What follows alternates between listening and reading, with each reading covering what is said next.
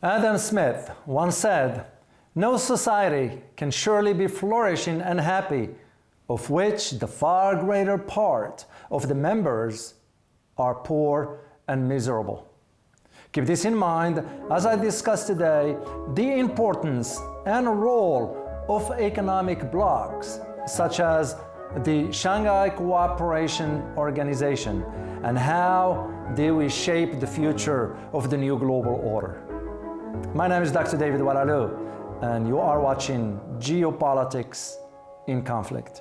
Iran is eyeing the Shanghai Cooperation Organization's membership, a move that would of course transform the region's geopolitics, put an end to Iran's isolation that had been imposed on by the West. Russian President Vladimir Putin says fundamental transformations have taken shape in the world and that they are irreversible. He criticized the US and its allies for their use of sanctions to achieve political goals at the expense of the rising global challenges.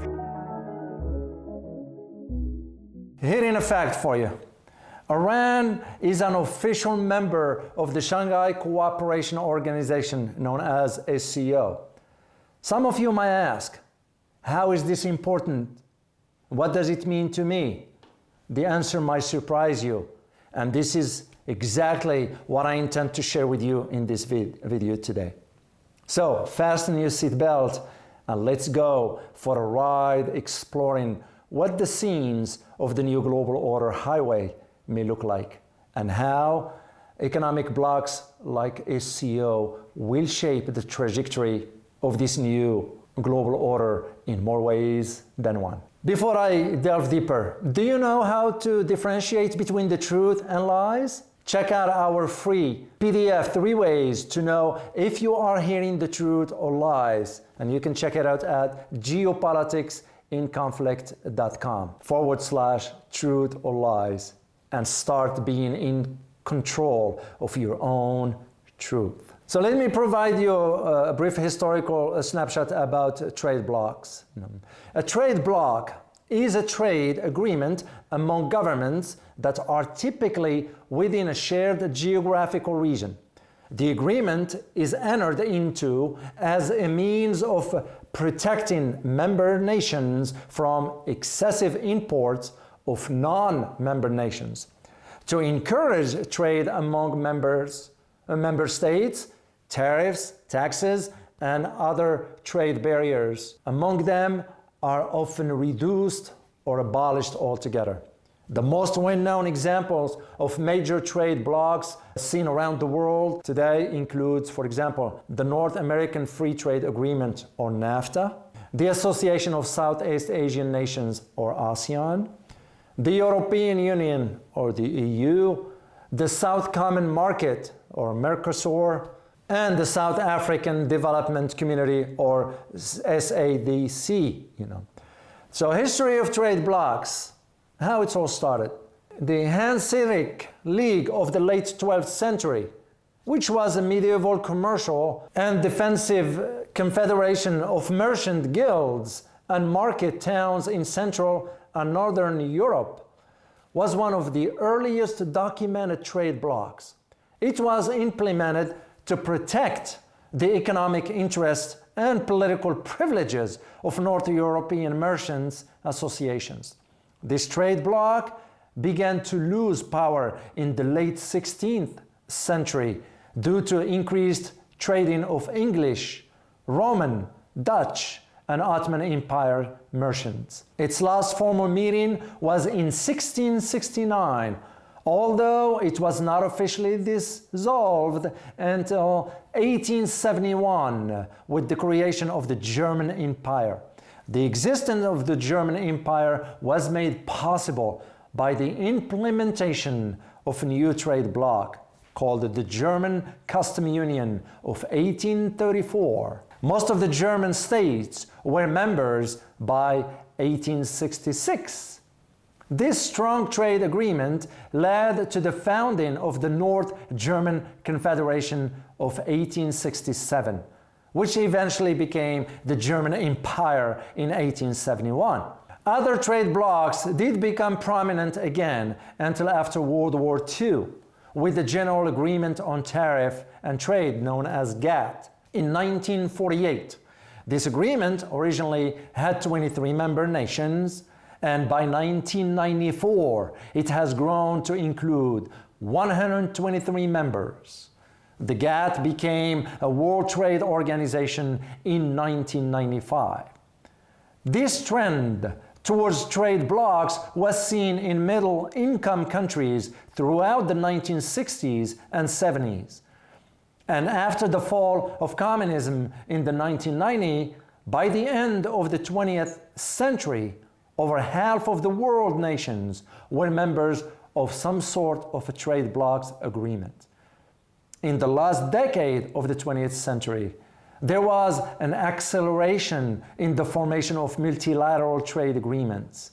At the same time, as three major international markets were consolidated under the hegemony of the EU, NAFTA, and the Pacific Basin. Within these blocs, the three nations, the United States, Germany, and Japan, emerged as a dominant superpower. The question becomes, what are the economic gains and challenges? So the concept of the economic bloc is linked to regional and global economic trade integration. The economic blocs comprise the formation of regional markets between countries to boost and integrate the economy of its members through the free movements of goods or the reduction of taxes charged on imports. The trend towards the creation and diffusion of economic blocs around the world happened after the end of the Cold War, but its practice began to occur after the end of the Second World War between 1939 and 1945. So initially, the economic blocs were treated as a counterpoint, an opposition, if you will, to globalization. It was thought that their formation will enhance commercial dynamics at the regional level and weaken them globally. However, today it is known that the economic blocs are, in fact, one of the main elements that provided the ability to function as an economy on a global level. Let me provide you a brief look at the SCO. The Shanghai Cooperation Organization was established in 2001 in the presence of China, Russia, Tajikistan, Uzbekistan, Kazakhstan, and Kyrgyzstan, and joined by India and Pakistan in 2017. Afghanistan, Belarus, and Mongolia are observers of the organization, while Turkey, Azerbaijan, Armenia, Cambodia, Nepal, and Sri Lanka are the organization's dialogue partners. So why Iran becoming a full member of the SCO is so important? A year after the SCO member states agreed to permanently join Iran, SCO and Iran signed a memorandum of commitment to Iran permanent membership in the organization, which just happened a few days ago in Samarkand, Uzbekistan. As Iran Foreign Minister Hossein Amir Abdullahian said, and I quote, "We have now entered a new phase of various forms of economic, trade, transit, energy, and other cooperation." End of quote. Nearly 16 years after Iran joined the SCO as an observer member, it recently signed the Memorandum of Permanent Membership. But I am not here to talk about Iran specifically, rather the impact of an economic or trade bloc like SCO, ASEAN, or others on the global economic landscape. Iran sees full membership in the SCO as an Eastern organization, as a gateway to breaking Western unilateralism and balancing its relationship with Western countries that have been affected by its nuclear issue. As such, Iran has made a great effort to join the SCO since 2005, but has repeatedly collided with the wall of the United Nations sanctions until they were lifted under the nuclear agreement JCPOA in 2015. Looking at this issue from both sides, economic and geopolitical, the main incentive for Iran to join SCO is the presence of the triad of Eastern powers, Russia, China, and India, in the organization, and the high status of these countries at various political, economic, and military level, globally speaking, stressing that his country, that's Iran in this case, is able to play a prominent role among these countries, especially in the field of commodity transit and security, military and economic cooperation. So allow me to explain to you that the signing phase of the Memorandum of Obligations as the gateway to permanent accession to the SCO, but it is not equal to formal accession as a permanent member. It is assumed that Iran's admission as a permanent member of the SCO will be officially announced at the next summit to be held in India. This leads me to address the potential gain from all SCO countries accepting Iran permanent membership in the organization. Iran seeks to increase many gains at various political, security, military, and economic levels. And considering Western pressure on Iran, the latter attaches the utmost importance to the trade side with the SCO countries. Iran's role in the field of transit and energy is very large, and what it will receive the attention of the SCO countries, considering the international corridor that will facilitate trade between SCO countries on the one hand and between member states with the African continent and Southeast Asian countries on the other.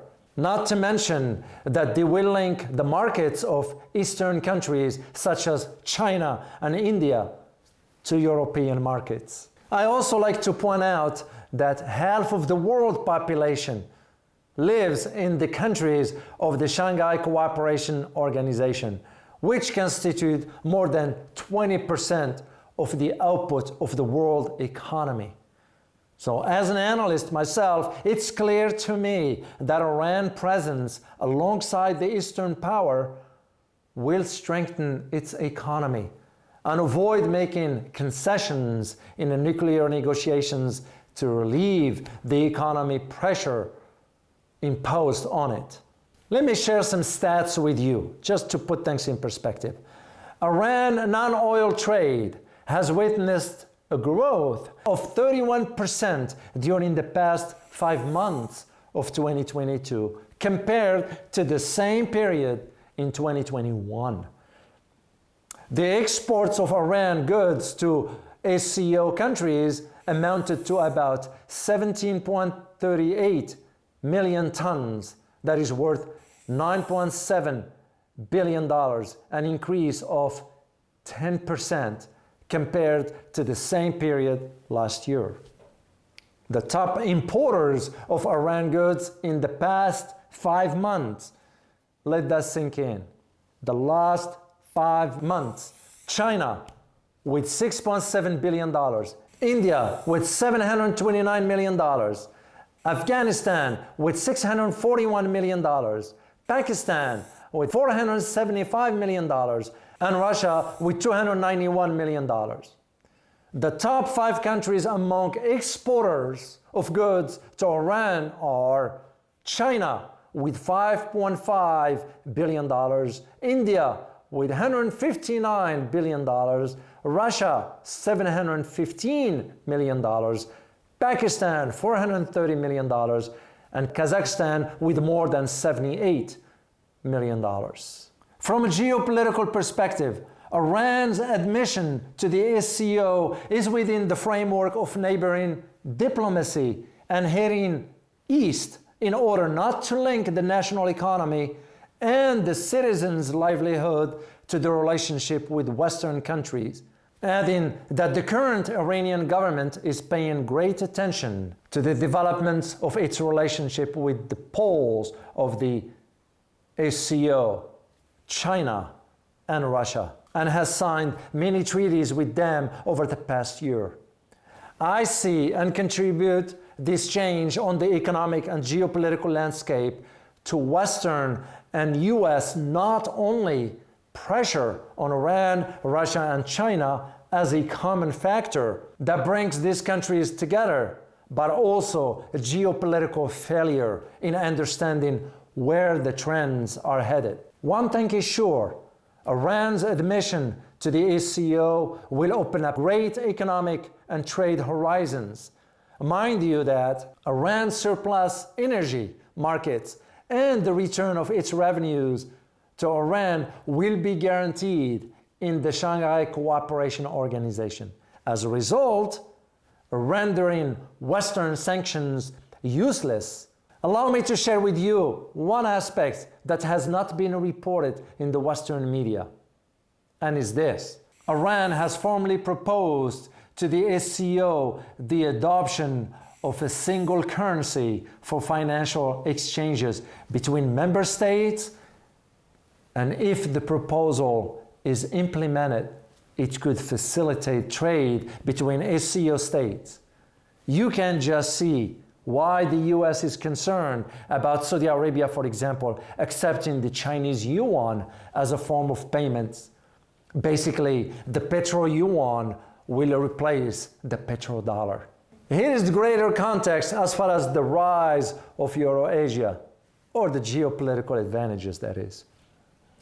Traditionally, Eurasia, inner area, have remained almost unnoticed in the huge continent's complex and multifaceted history. When compared, of course, when the great civilizations of Western and Eastern Europe, China, India, and the Middle East, key players in Asia are proving to be conceptually and bureaucratically better positioned in the 21st century, as we call it, the great game that involves tectonic geopolitical shifts with the emergence of what former Portuguese Europe Minister Bruno Macares once said, and I quote, "The fusion of Europe and Asia into a supercontinent," end of quote. The US, for example, was blinded to the shifts by the State Department's classification of Russia as part of Europe. Its lumping of Central Asia together with Pakistan and India, and the Pentagon's association of the region with the Arab world and Iran. US failure to get ahead of the tectonic shift in global geopolitics contrasts completely with the understanding of Central Asia nations, that they increasingly exist in an integrated, interconnected region that cannot isolate itself from changes surrounding it.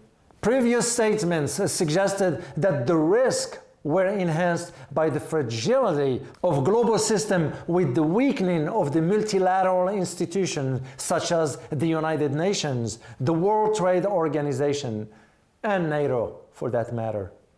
Tokayev's Kazakhstan, Putin's Russia, and Erdogan's Turkey may be better positioned to understand the shifts, given that the governed territory is at the heart of the emerging Eurasia supercontinent, and see it as an integral development rooted in their countries' histories.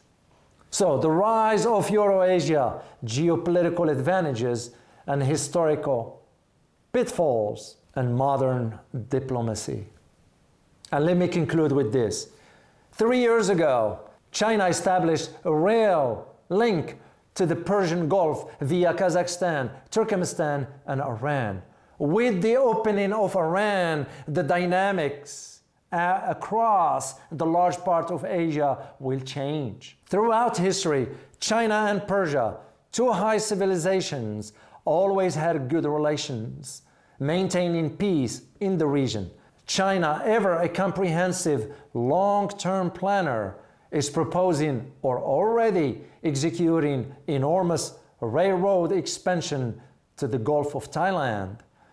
The Andaman Sea, historically also known as the Burma Sea, the Arabian Gulf, the Black Sea, the Baltic Sea, all the way to the North Sea.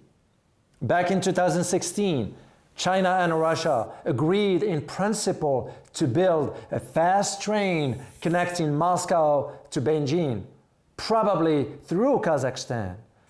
The distance between these two cities is about 7,000 kilometers or 4,349 miles. And the journey is supposed to take less than 2 days. But all these calculations about the economic feasibility changed profoundly along the way. One built a belt of cities. Therefore, the words "One Belt, One Road" announced by President Xi in Astana in October 2013 and then in Jakarta in November 2013 are far more than just a slogan. Let's just sink in for a moment. And I'm going to leave you with this question. Will Eurasia be the new economic region in the multipolar world? Let me repeat this. Will Eurasia be the new geo-economic region in the multipolar world? Leave me some comments in the comment section and I will respond to it. As always, prepare yourself for a changing world order. Till next time. Bye-bye.